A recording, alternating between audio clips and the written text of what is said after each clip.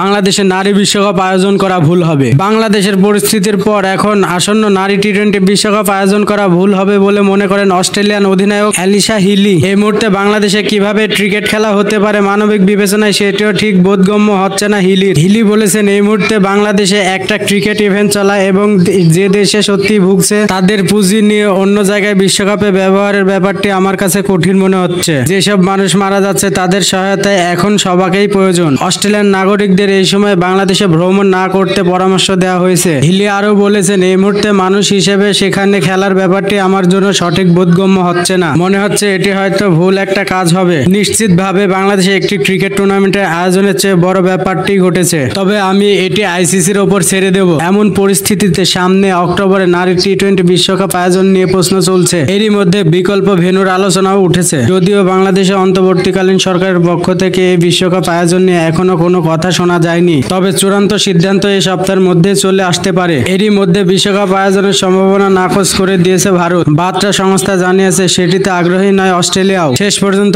বাংলাদেশ থেকে বিশ্বকাপ সরে গেলে সেটি আয়োজিত হতে পারে জিম্বাবু বা সংযুক্ত আরব আমিরাত।